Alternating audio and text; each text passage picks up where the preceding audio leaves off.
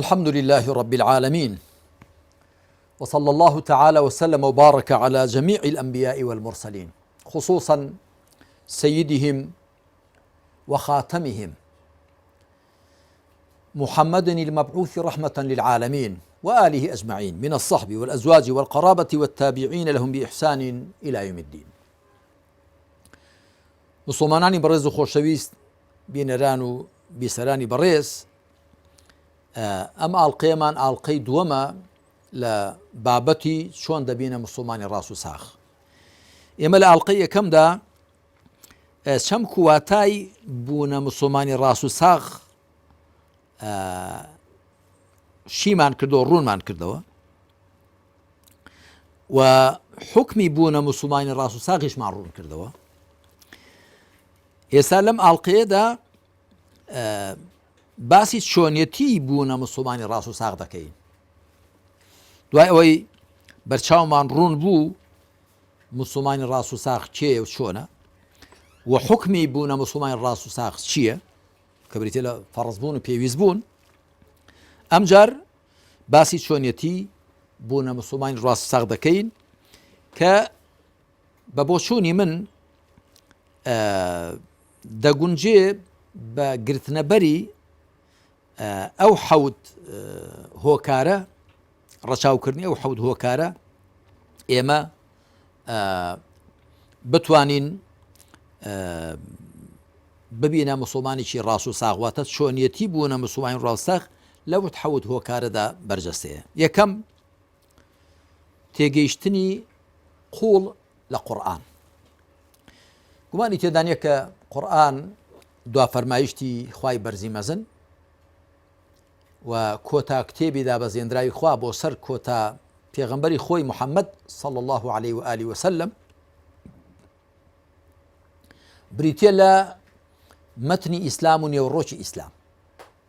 پێغەمبەری خوا صلی الله عليه وسلم کە هات تەنیا قورئانی پێبوو، شتێکی دیکەی پێ نەبوو. لە دوای خۆی سنەتی پێغەمبەر صلی الله عليه وسلم نووسرایەوە و تەدوین کرا، بەڵام کە هات تەنیا قورئانی پێبوو و هاوڵانی بە ڕێزی خوا لێیان ڕازی بێ تەنیا بە قورئان پەروەردەکردن. هەڵبەتە لە میانی ژیانی تایبەتی و کەسی خۆیدا و لە میانی ژیانی خێزانیدا، لە میانی ژیانی کۆمەڵایەتیدا دواتر و ژیانی سیاسیدا دواتر قورئانی بۆ شی دەکردنەوە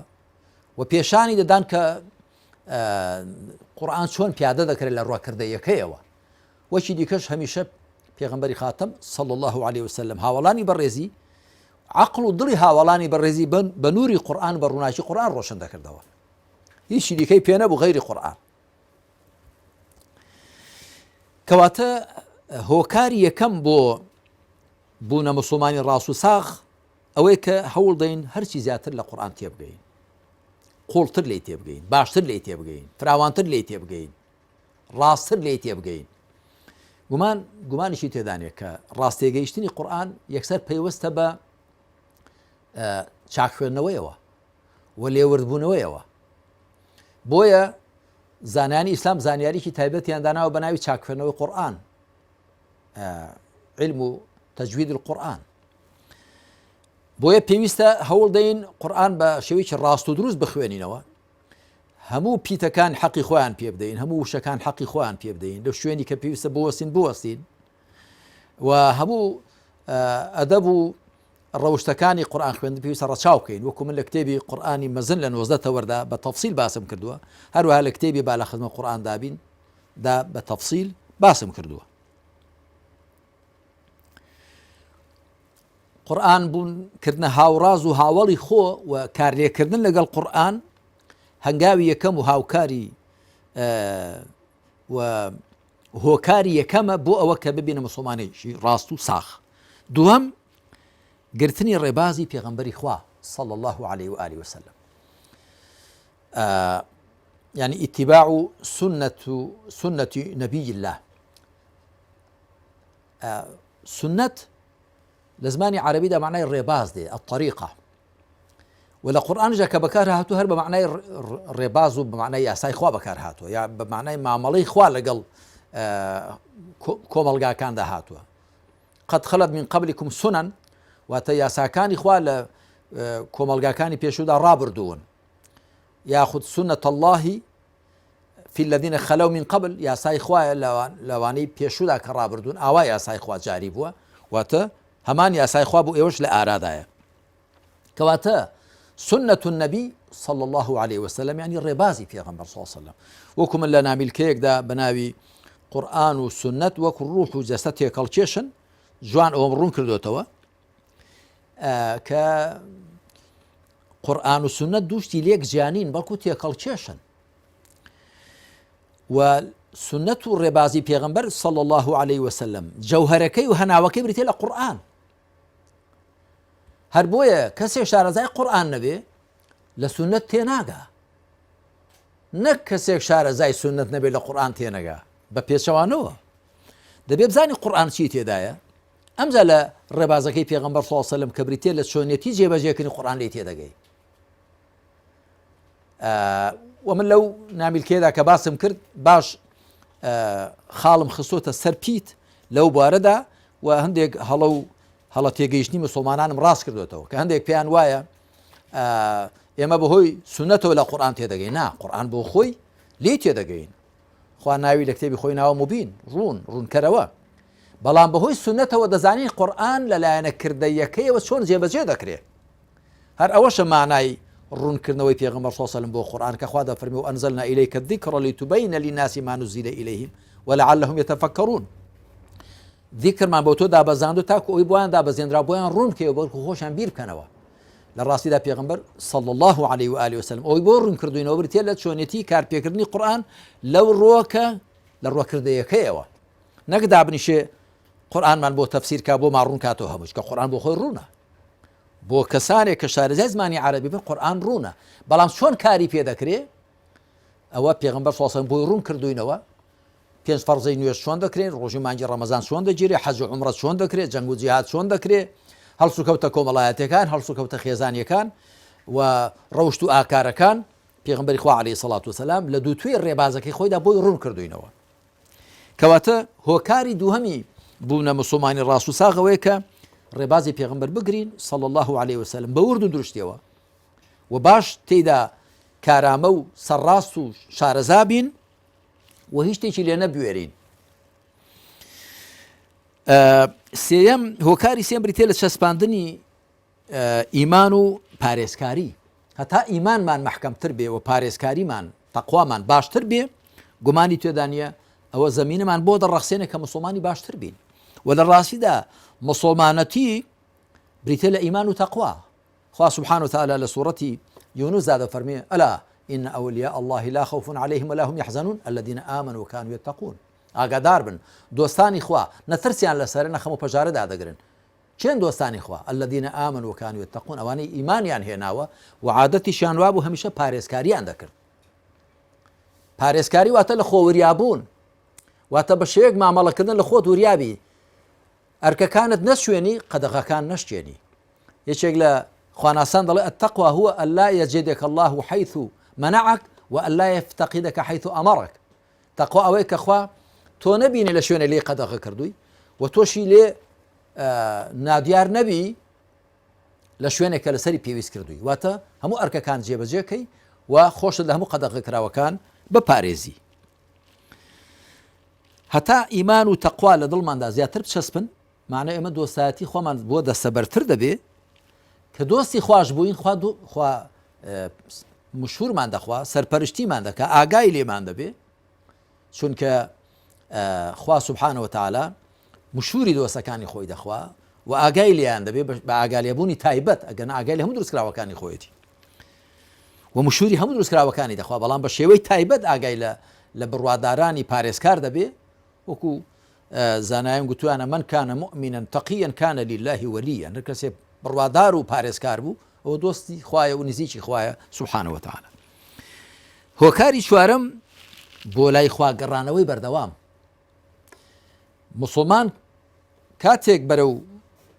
مسلمانێتی ڕاست و ساغ دەچێت کە بەردەوام بۆ لای خوا بگەڕێتەوە، نەک بە دوڕ کات نوێش لە خۆی بایی بێ بە 4 ڕۆژی سونەت پێی وابێ لە هەموو ئاوان پەڕیوەتەوە بەردەوام دەبێ خۆی بە منەتبار و قەرزاری خوا بزانێ بەردەوام دەبێ بۆ لای خوا بگەڕێت و داوای لێبوردنی لێ بکە پێغەمبەری خاتەم محەممەد صلى الله عليه وآله وسلم کە گەورەی پێغەمبەرانە باشترین بەندەی خوایە و چاکترین مرۆڤە کەچی بەردەوام داوای لێبوردنکردن لە خوای لەسەر زمان بووە فەرموویەتی ئینی لە ئەستەغفر الله فی اليوم 100 مرة یان 70 مرة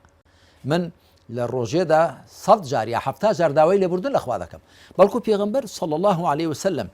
لە کاتێکدا سڵاوی دەداوێت لە نوێژە فەرزەکان 3 جار دەیفەرموو ئەستەغفر الله ئەستەغفر الله ئەستەغفر الله داوای لێبوردن لە خوا دەکەم بۆ ئەو تاعەت و خواپەرستیە کە ئەنجامی داوە کە نوێژەکەیەتی کاتێک پایە و مەقامی بەرز و بێوێنەی خوای هێناوەتە بەر چاوی خۆی عیبادەتەکەی خۆی پێ کەم بووە پێ بچووک بووە خۆی پێکەمتەر خەم بووە بۆی داوای لێبوردنی لەخوا کردووە ئینسان تا ناسینی خوا لە عەقڵ و دڵیدا زیاتر بێ هەتا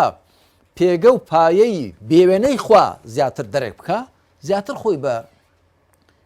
خەتابار و خۆی بە کەمتەر خەم و خۆی بە کرچ و کاڵ دەزانێ نەک بە 4 کار نوێژ لە خۆی بایی ببێ و بغڕا ببێ و پێی وابێ کە شتێکی کردووە کەس نەیکردووە گەڕانەوەی بەردەوام بۆ لای خوا هۆکاری چوارەمی بەرەو موسڵمانەتی ڕاست و ساخچوونە هۆکاری پێنجەم لەگەڵ ڕاستاندا بوون موسڵمان دەبێ هەوڵدا لەگەڵ ڕاستاندا بێ لەگەڵ ڕاستاندا بێ لەو ڕۆژگارە کە تێیدا دەژێ دەبێت چاو ورد کاتەوە چێ لەگەڵ خوادا ڕاستە چێ دڵی لەگەڵ خوادا ڕاستە زمانی ڕاستە لەگەڵ خوادا لەگەڵ خەڵکدا لە ذاتی خۆیدا زمانی ڕاستە دڵی ڕاستە کردەوەی ڕاستە دەبێ هەوڵدا ئەوانە پەیداکە ڕەفاقەتی و هاوڵاتی ئەوانە بکە کە خوا دەفەرمێ یا ئەیها الذین آمنوا اتقوا الله وكونوا مع الصادقین ئەی ئەوانی بڕواتان هێناوە پارێز لە خوا بکەن و لەگەڵ ڕاستان دابن واتە ئەوانی دڵ و زمان و کردەوە و ڕواڵەت و پەنهان و لەگەڵ خۆیان و لەگەڵ خوا و لەگەڵ خەڵک و لە هەموو بوارەکاندا ڕاستن لەگەڵ ئەوانەدا بن و بەنسبەت مێژووشەوە دەبێ مێژوو ژیاننامەی پێغەمبەران بخوێنێتەوە عەلەیهیم السەڵات وەسەلام هەروەها ئەوانەی کە بەدوای پێغەمبەران کەوتوون و بەڕێواندا هەنگاویان ناوە لەگەڵیاندا بێ لەگەڵ ڕەوشتەکانیاندا بێ لەگەڵ ئاکارەکانیاندا بێ و ئەوان بکاتە سەر مەشقی خۆی و چاوساقی خۆی هۆکاری شەشەم لێپرسینەوە لەگەڵ خۆداکردن مرۆڤی موسڵمان دەبێت هەمیشە لە خۆی وەپرسێ دەبێت چاودێر بە بەسەر خۆیەوە هەڵە نەکا کەم و کوڕی نەبێ هەڵە و کەم و کوڕی تەنیا بریتی نییە لە کردنی گوناحێک بە چەمکە نەرێنیەکەی بەڵکو هەڵە نەکردن و گوناح نەکردن پێش ئەوەی بریتی بێت لە نەکردنی گوناحان واتە نەکردنی نەشکاندنی قەدەغەکان بریتێ لە نەسواندنی ئەرکەکان لە ڕاستیدا هەر کەسێک ئەرکەکانی سەرشانی باش ڕاپەڕێنێ واجبە شەرعەکان چاک بەجێ بێنێ لە بەرەکەتی جێبەجێکردنی واجبەکان و ئەرکە شەرعەکان پارێزرا و سەلامەت دەبێت لە شکاندی قەدەغەکان بۆیە بەردەوام مرۆڤ دەبێت لێپرسینی لەگەڵ خۆیدا بکە بەسەر خۆی چاودێر بێ ڕاستەڕێی خوا بگرێ ڕێبازەکەی پێغەمبەر بگرێ صلی الله عليه وسلم و ئەو شتانەی خوا لەسەری پێویستکردن جێبەجێیان کا بە پێی توانە لەگەڵ جێبەجێکردنیشیاندا داوای لێبوردن لە خوا بکە بڵێ خوایە داوای لێبوردنم هەیە ئەوەی کردم لایق و شایستەی مەقام و پایەی بەرز و بێوێنەی تۆ نییە بەڵام من هەر ئەوەندە لە توانادا هەیە هەروەها لە خۆشی وریا بێ بە باری نەرێنیدا تووشی گوناح و سەرپێچی نەبێ کە من پێم وایە هەر کەسێک چاک ئەرکە شەرعیەکان جێبەجێکە لە شکانی قەدەغەکان دەپارێزرێ إن الصلاة تنهى عن الفحشاء والمنكر هەروەها پێغەمبەر دەفەرمێ عليه الصلاة والسلام فإذا كان يوم الصوم أحدكم فلا يرفث ولا يفسق ئەگەر یەکێک بە ڕۆژوبوونی یەکێکتان بۆ ڕۆژی بە ڕۆژبوونی یەکێکتان با قسەی بێجێ نەکا و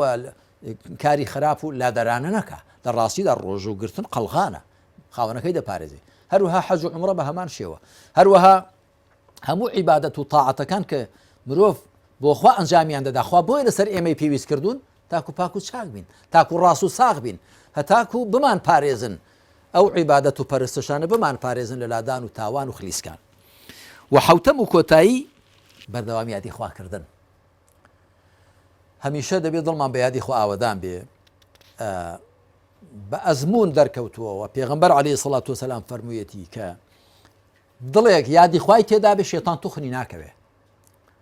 الشيطان جاثم على قلب ابن آدم فإذا ذكر الله خنس وإذا غفل وسوس شيطان وەکو شتێک ئامادەیە لەسەر دڵی مرۆڤ چۆکی لەسەر داکوتاون ئەگەر یادی خوای کرد شەیتان خۆی پەنهان دەکات ئەگەر بێ ئاگا بوو شەیتان خوتخوتە و